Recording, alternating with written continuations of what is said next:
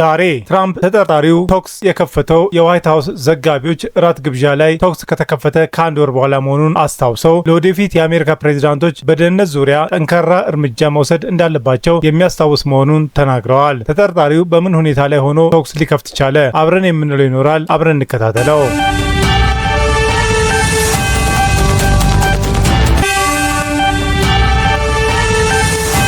በአሜሪካ አስደንጋጭ የተኩስ እርምታና የግድያ ሙከራ። በአሜሪካ የቢቢሲ ሚዲያ አጋር በሆነው ሲቢኤስ ተጠርጣሪው የ21 ዓመት ወጣት መሆኑንና ናሰር ቤስት እንደሚባልም ገልጾ የአእምሮ ጤና ችግር እንዳለበትም እንዲሁም በደህንነት አባላት የሚታወቅ መሆኑን ዘግበዋል። ዶናልድ ትራምፕ በትሩዝ ሶሻል ገጻቸው ላይ የደህንነት አባላት ፈጣንና ሙያዊ እርምጃ በመውሰዳቸው አመስግነዋል። አክሎም ተጠርጣሪው ከዚህ ቀደምም የአመፅ ታሪክ እንደነበረውና ምናልባትም ወሳኝ በሆኑ ብሔራዊ ትዕምርቶች ፍቅር ወድቆ ይሆናል ብለዋል። ቅዳሜ ምሽት በዋይት ሀውስ አቅራቢያ የደህንነት አባላት ላይ ተኩስ የከፈተው ግለሰብ መገደሉንም ባለስልጣኖቹ አስታወቁ። ተጠርጣሪው ተኩስ የከፈተው በጋዜጠኞች የእራት ግብዣ ላይ ተኩስ ከተከፈተ ከአንድ ወር በኋላ ነው። ቅዳሜ ዕለት በነበረው ተኩስ ላይ ምርመራ እየተደረገ መሆኑን የተገለጸ ሲሆን በዋይት ሀውስ አቅራቢያ የሚገኝ መንገዶች ዝግ ተደርገዋል። ግለሰቡ ቅዳሜ ምሽት 12 ሰዓት ላይ በዋይት ሀውስ 17ኛ ጎዳናና ፔንሲልቫኒያ መንገድ ጠመንጃውን ከቦርሳው በማውጣት ተኩስ ጀመረ ሲሉ ባለስልጣኖቹ ተናግረዋል።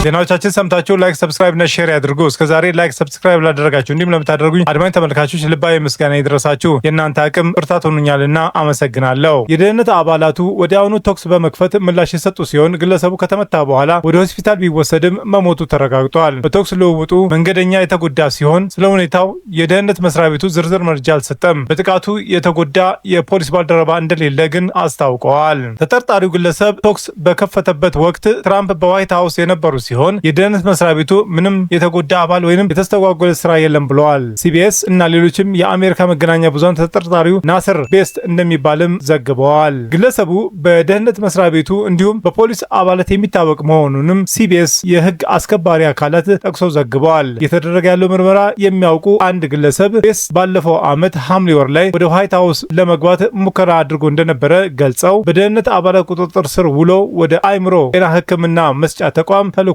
ብለዋል። ግለሰቡ ባለፉት 18 ወራት በዋሽንግተን ዲሲ ይኖር እንደነበረም ጨምሮ ገልጸዋል። ትራምፕ በትሩዝ ሶሻል ገጻቸው ላይ ዛሬ ማምሻውን በዋይት ሀውስ አቅራቢያ ተኩስ በከፈተው ግለሰብ ላይ ለተወሰደው ፈጣንና ሙያዊ እርምጃ የታላቁ የደህንነት አባላቶችንና የህግ አስከባሪዎችን አመሰግናለሁ ብለዋል።